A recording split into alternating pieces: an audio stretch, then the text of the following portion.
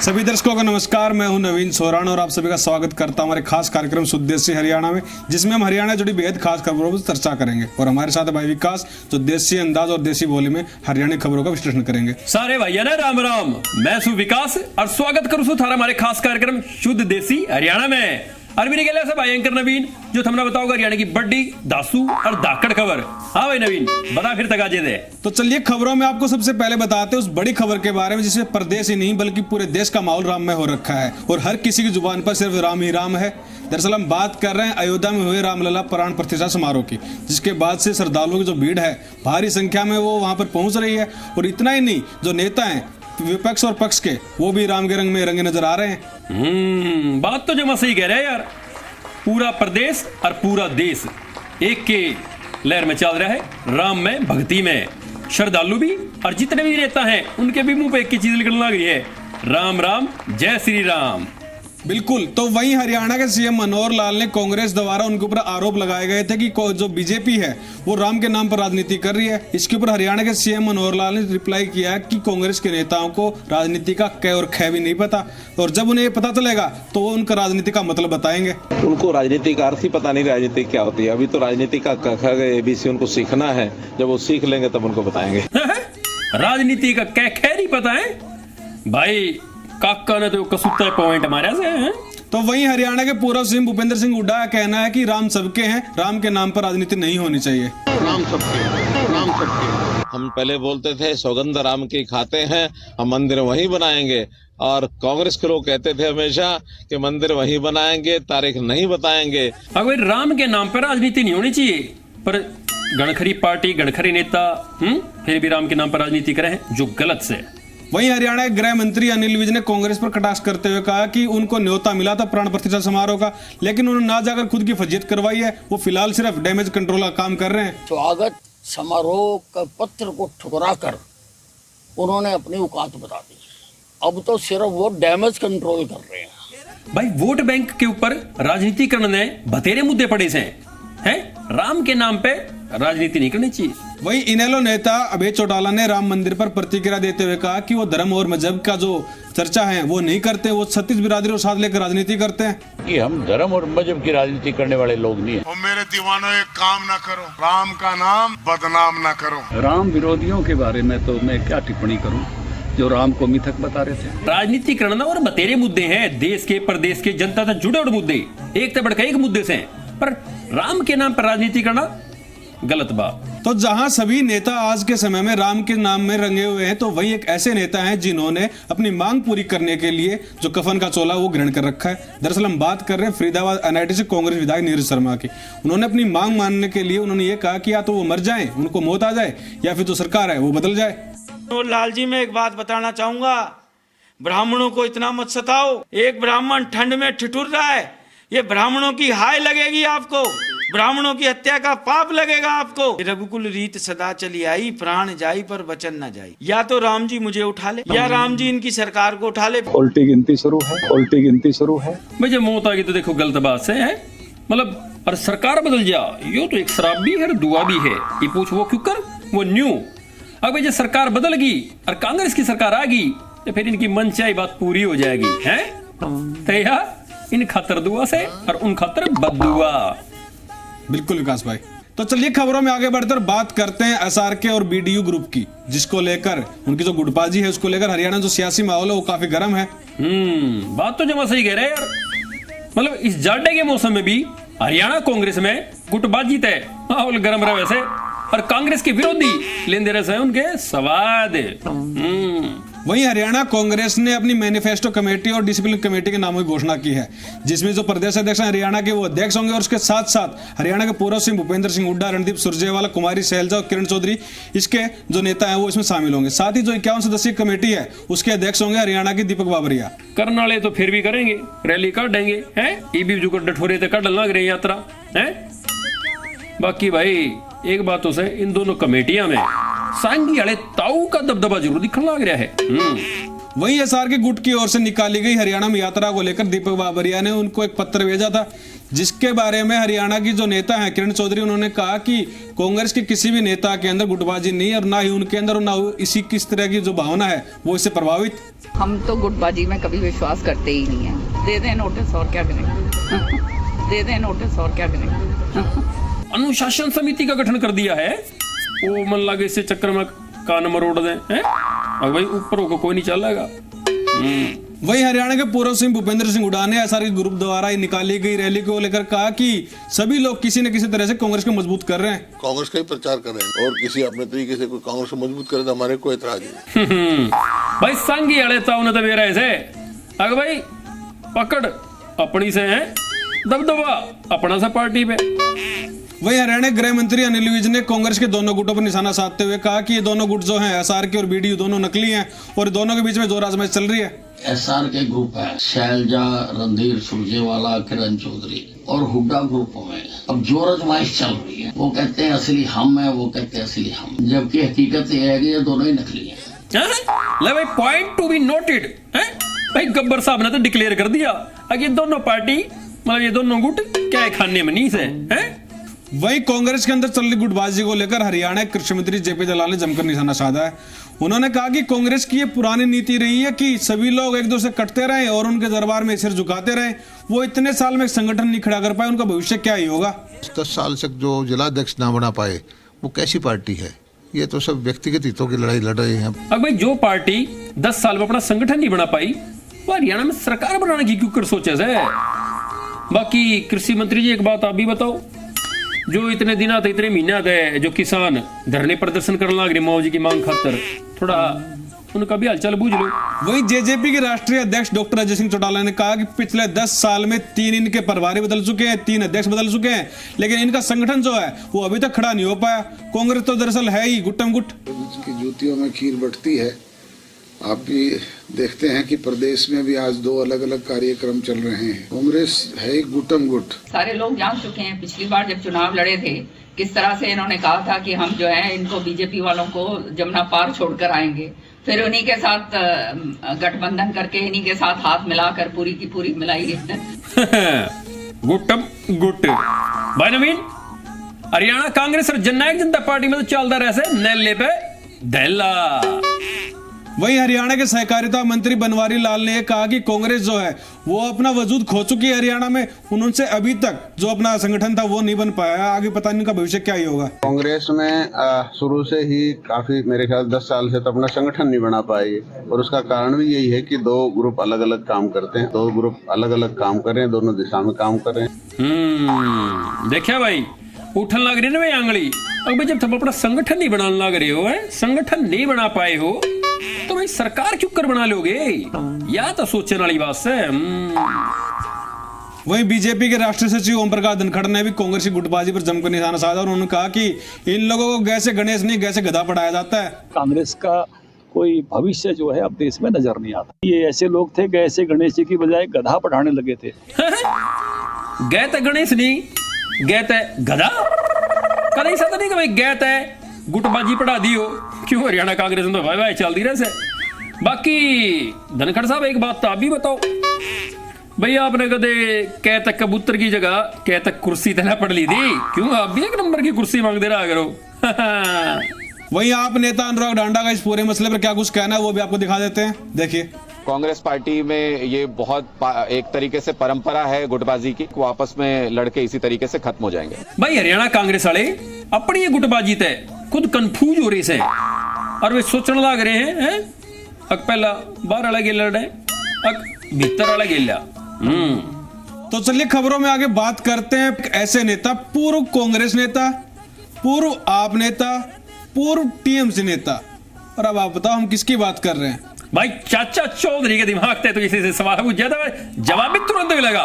भाई से एक के मानस से और वो से अशोक तंवर साहब सही नहीं से बिल्कुल सही विकास भाई। देखा क्यों भाई तंवर साहब ने एक के पाछे एक नई पार्टी छोड़ी से कदे तो भाई कांग्रेस में थे, रोड़ा होया फिर टीएमसी पकड़ ली, जबकि मैं बात बनती नहीं दिखी, फिर गोता मार के आम आदमी पार्टी मान ली है और उसके पाछे बीजेपी का कमल फूल हाथ में पकड़ लिया है। मैंने तो लगा कि नुए चलता रहेगा ना तो एक दिन अशोक तंवर साहब आया राम और गया राम का रिकॉर्ड भी तोड़ देंगे। बिल्कुल तोड़ेंगे विकास भाई। दरअसल हम बात कर रहे हैं आम आदमी पार्टी के पूर्व नेता अशोक तंवर की, जिन्होंने बीजेपी का दामन थाम लिया है। उनका दामन थामने के बाद हरियाणा के जो मनोहर लाल मुख्यमंत्री हैं, उन्होंने और हरियाणा बीजेपी प्रदेश अध्यक्ष नायब सिंह सैनी ने उनका जोरदार स्वागत किया है बीजेपी में। साथ ही मनोहर लाल ने यह कहा कि वो तो हमारे भांजे लगते हैं क्योंकि उनकी माँ हमारे गांव की है, और जब वो कांग्रेस में थे और उनको चोट लगी तो वो उनसे उनका हालचाल जानने भी पहुंचे थे। लेकिन इस बात की जानकारी बहुत कम लोगों को है कि ये मेरे भांजे लगते हैं, कि इनके माताजी का जो गांव और मेरा गांव एक ही है। अच्छा भांजा लागे थे ये अदीबे मेरा पार्टी भाई। फिर एक बात बताओ ना यार, ये मामा भांजा कौन से कुंभ के मेले में बिछड़ गए थे जो मतलब इतने साल में जाके मिले से हैं? अरे भाई भांजे ने कहने में शब्दा के बाण चलाने में को घाट नहीं गाली है, अपने मामा 15 शब्दा के बाण छोड़ दे से। वहीं अशोक तंवर ने बीजेपी का दामन थामने के बाद प्रेस कॉन्फ्रेंस में कहा कि पार्टी तो सिर्फ एक ही है, वो है बीजेपी, बाकी तो सब दलदल है। जो बाकी पार्टियां हैं ना वो विचारधारा पे खरी है, ना वो बातों पे खरी है। जो गारंटी देते हैं वो झूठी गारंटी देते हैं। दल सिर्फ एक ही बचा है, वो है भारतीय जनता पार्टी, और बाकी दलदल है। तंवर साहब जे और पार्टी दलदल थी तो फिर उस दलदल में धसे क्या थे, और वो भी इतने साल आता ही है। और एक नहीं, एक के पाछे कई दलदला में धसे हो है। एक पार्टी फिर दूसरी पार्टी फिर तीसरी पार्टी। भाई दलदल तो दूर तक दिख जाएगा भैया, दलदल से तो उसमें धसना ही जरूरी है। वहीं अशोक तंवर ने पूर्व पार्टियों पर धोखेबाजी और बेईमानी का आरोप लगाते हुए जमकर अपनी भड़ास निकाली। देखिए ये तो कई बार जो ऊपर वाला है वो आपको दिखाना चाहता है कि किस किस की दुकान में कितना सामान है और कौन कौन कितना बड़ा बेईमान है।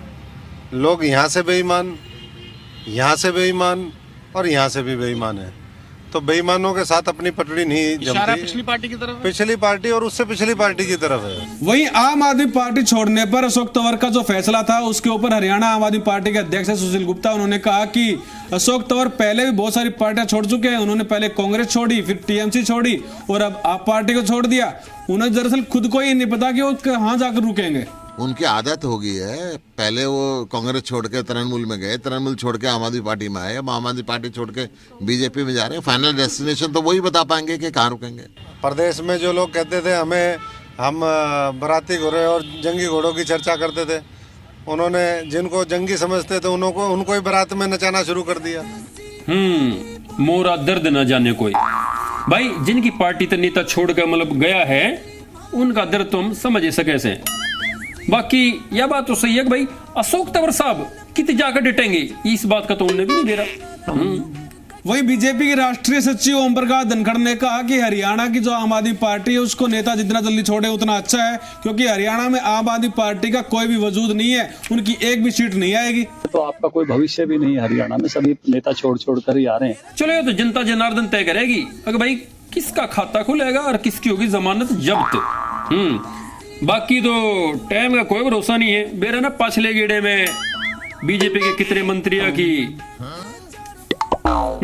वहीं अशोक तंवर द्वारा बीजेपी ज्वाइन करने को लेकर आप पार्टी के नेता अनुराग डांडा ने जमकर उन पर भड़ास निकाली। उन्होंने कहा कि हर कोई आदमी जांच एजेंसियों के जो जांच होती है उसका प्रेशर नहीं झेल पाता है, और जो प्रेशर नहीं झेल पाते वो बीजेपी में चले जाते हैं। साथ ही उन्होंने कहा कि जिसने छोड़ी आप उसके फूटे भाग। ये कांटों भरा और बहुत मुश्किलों भरा रास्ता है, सबके बस की बात नहीं होती। जिसने छोड़ी आप उसके फूटे भाग, जिसने छोड़ी आप उसके फूटे भाग। जिसने आम आदमी पार्टी छोड़ी उसकी राजनीति छूट गई धीरे धीरे। जनता जनार्दन के नाम पर राजनीति करके करे से जनता गिल्ला गद्दारी है, फिर जनता उस गिल्ला फिरले से मुंह जिस नेता न हो है खाली टिकट और कुर्सी प्यारी। वाह वाह वाह वाह, क्या बात है विकास भाई।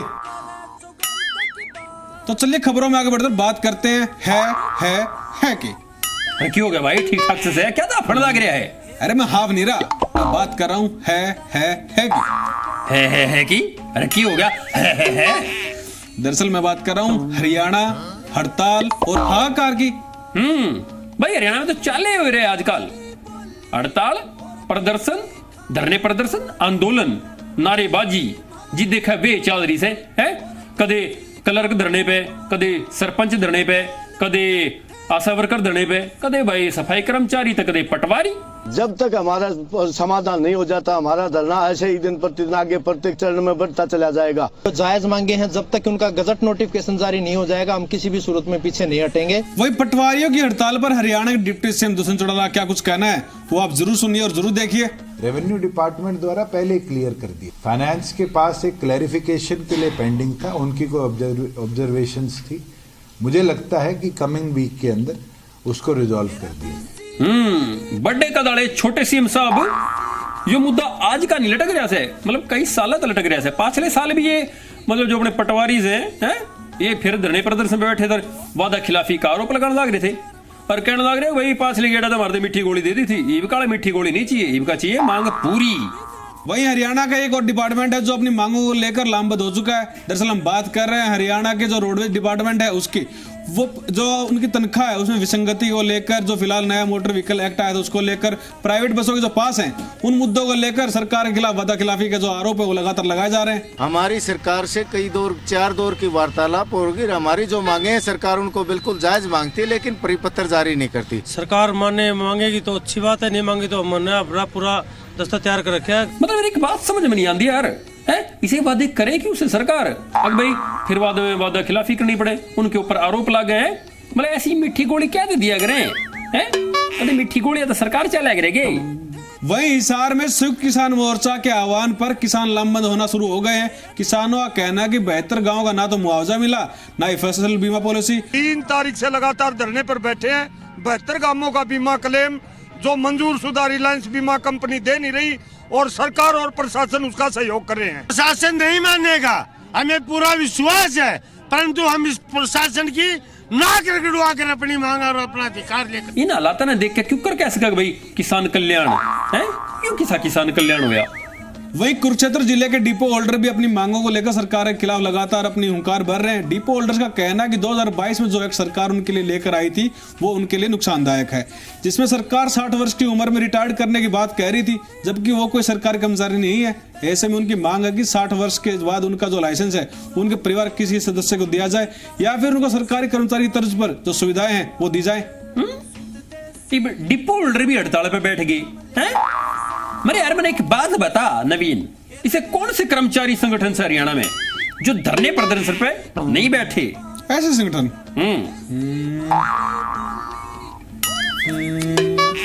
अब तो कोई नहीं बचा शायद। देखिए भाई पड़ गया ना सोच में है, क्यों हरियाणा में चल रहा से हरियाणा हड़ताल और हड़ताल थे हाहाकार। तो चलिए विकास भाई बात करते हैं 2024 की बारी, किसकी कितनी है तैयारी? हाँ भाई कति करेंगे बता दे फिर तक आज के कम हरियाणा के बयान बयान वीरों की लिस्ट में सबसे पहले नंबर आता है हरियाणा के पूर्व सीएम भूपेंद्र सिंह हुड्डा का, जिनके ऊपर कुछ दिन पहले ईडी ने कार्रवाई की थी और उनसे पूछताछ की थी। इसी मुद्दे को लेकर हरियाणा के जो इनेलो नेता अभय सिंह चौटाला ने उनके ऊपर कुछ आरोप लगाए थे। आरोपों का जवाब देते हुए भूपेंद्र सिंह हुड्डा ने कहा कि इनेलो नेता अभय सिंह चौटाला ये बताएं कि उन्होंने किसको 1 भी इंच एक्स्ट्रा जमीन दी है, और ये बात वो सदन में भी कह चुके हैं। वो कह रहा है एक्वायर करके जो मैंने पढ़ा है कॉलोनाइजर को दी, 1 इंच नहीं दी हमने। सफेद झूठ बोलने की आदत है जिसको मैं क्या करूंगा। धुआं उड़ेली गड़ा है चिंगारी सुल गई हो, कितने तो चिंगारी दी ईडी की जांच इतने टाइम तक मतलब नू ना चल रही है। बाकी भाई मामले में है कि भाई यह बड़ी बात है सोचने वाली और जांच वाली, और इसका जवाब कह तो हुड्डा साहब दो रहे हैं और कहे ऊपर लेने। वहीं हरियाणा के गृह मंत्री अनिल विज ने पूर्व सीएम भूपेंद्र सिंह हुड्डा पर हुई ईडी की कार्रवाई पर प्रतिक्रिया देते हुए कहा कि भूपेंद्र सिंह हुड्डा ने किसानों को डर दिखाकर जो जमीनें थी वो प्रॉपर्टी डीलरों को बेच दी, जो कि बहुत ही बड़ा स्कैंडल है, इसलिए वो जल्द ही जेल में जाएंगे। हुड्डा आज जेल से एक कदम और आगे चले गए हैं, धीरे धीरे जेल की तरफ जा रहे हैं। ले भाई गब्बर साहब ने तो डिक्लेयर कर दिया अक्सांगी वाला तो जल्द जेल जाओगा। वहीं हरियाणा के पूर्व सीएम भूपेंद्र सिंह हुड्डा पर हुई ईडी की कार्रवाई को लेकर हरियाणा जो कांग्रेस के नेता हैं नीरज शर्मा, उन्होंने कहा कि बीजेपी के पास ईडी है, सीबीआई है, यही हथियार बचे हुए हैं और वो इनका दुरुपयोग कर रही है, लेकिन जनता सब जानती है। अब इनके पास 3 चीजों का ही हथियार है, पुलिस, ईडी और सीबीआई। हरियाणा की जनता समझदार है, हुड्डा साहब पे उनको पूरा विश्वास है कि ये पूरी तरह राजनीतिक द्वेष से ग्रस्त है और कांग्रेस के नेताओं को प्रताड़ित करने का षड्यंत्र है। जनता तो मतलब जाना है हर की में नहीं जाना, क्यों जनता तो बेचारी भोली भाली से नेताजी है। बाकी इस बात ने तो वो जाना है जो इस मामले के चक्रव्यूह में से समझ जाओ। वहीं हरियाणा के डिप्टी सीएम दुष्यंत चौटाला ने आम आदमी पार्टी पर कटाक्ष करते हुए कहा कि आम आदमी पार्टी का जो बुलबुला है वो फूट चुका है। साथ ही उन्होंने कहा कि जननायक जनता पार्टी हरियाणा लोकसभा और विधानसभा चुनाव की तैयारी कर रही है। आम आदमी पार्टी एक फट चुका है। पंजाब के बाद एक हवा चली थी कि पता नहीं आम आदमी पार्टी में क्या बदलाव हरियाणा में आएगा। बहुत से XMLA एक दो हमारे भी गए थे और हफ्ते बाद वापिस आ गए थे। बहुत से XMPs गए, पूर्व मंत्री गए, वो भी अब भाज लिए। बुलबुला फूट गया है। बाकी बड़े कदाड़े छोटे सीएम साहब, एक बात बताओ, फुल तैयारी तो आपकी राजस्थान में भी थी, बुलबुला तो उड़ा भी फूटा था। बाकी हरियाणा में देखो कितने बुलबुले बढ़ेंगे और कितने फूटेंगे।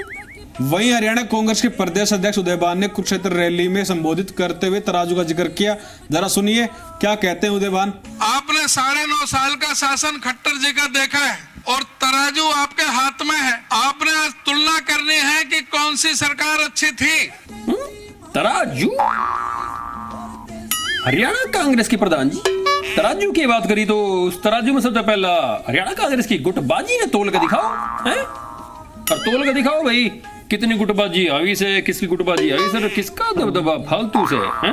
सही कहा। वहीं इनेलो नेता अभय चौटाला ने बीजेपी की ओर से हरियाणा की 10 लोकसभा सीटों पर जीतने के दावे पर तंज कसते हुए कहा कि प्रदेश की जनता उन्हें हाशिए पर लाने का काम करेगी। साथ ही उन्होंने कहा कि किसान चुनाव में सबक सिखाने का काम करेंगे। जो 10 की 10 सीटें जीतने की बात करते हैं उनको उनकी औकात का पता लग जाएगा। अब किसान पार्लियामेंट का चुनाव आ गया, अब है ना ऐसा गेटवे में अंगूठा लगाएगी, ये सारी बात मान लेगी सब। भाई इनेलो के इकलौते विधायक बिल्लू भाई साहब के हौसले तो पूरे बुलंद से, हौसले पूरे बुलंद से। पर भाई आजकल घोषणा भी तगड़ी तगड़ी करने लग रहे हैं। बाकी जनता की कसौटी पे कौन खरा उतरेगा या तो आने वाला टाइम बताओगा। वहीं कांग्रेस नेता किरण चौधरी ने भूपेंद्र सिंह हुड्डा की ओर से 4 डिप्टी सीएम के बयान और प्रतिक्रिया देते हुए कहा कि कांग्रेस में ऐसी कोई जाति आधारित प्रथा नहीं है, इसका फैसला हाईकमान करेगी। कांग्रेस पार्टी के अंदर ये जो प्रथा है, ये जो बांटने की, ये कभी भी नहीं हुई। कोई जातिगत जो है कोई राजनीति नहीं होती। एक शेर तो दूसरा सवा शेर।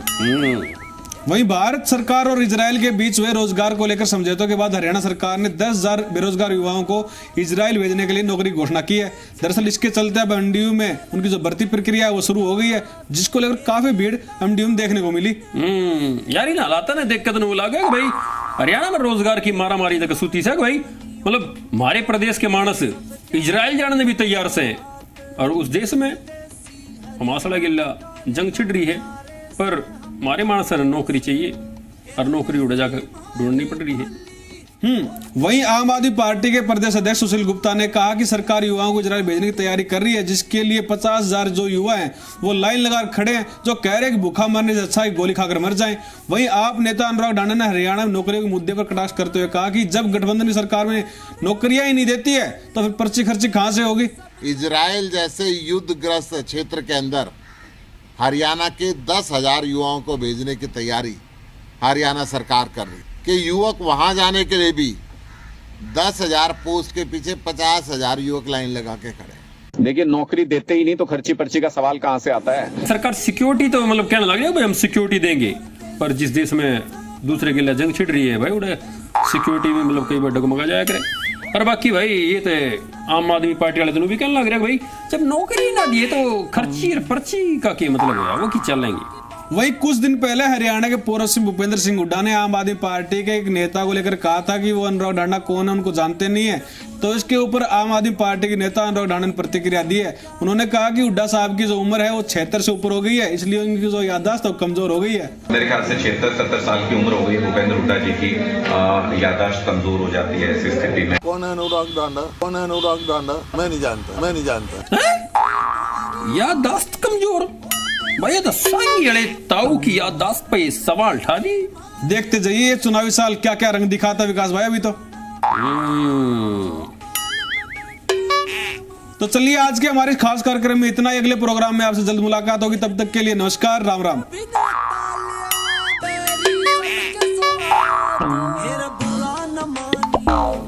हाँ भाइयों, ये थम जाने सुन लो हरियाणा का चुटकला। अरे मानस खाने तूने 10 मानस क्या तो मार दिए। सब मैं क्या करूं, मेरी गाड़ी के ब्रेक फेल हो गए थे।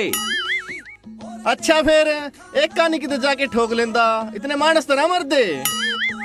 सब मैं क्या करूं, एक कहानी एक मानस आवा था और दूसरी कहानी बारात। अरे जो कोई जड़ा 2 मानस आओ तो फिर ओढ़े कर देंदा, नुकसान कम तो होंदा। सब मैं क्या करूं, मैंने भी नहीं सोची थी, पर वो दोनों जाए रोए मेरी गाड़ी देखकर बारात में बढ़ गए।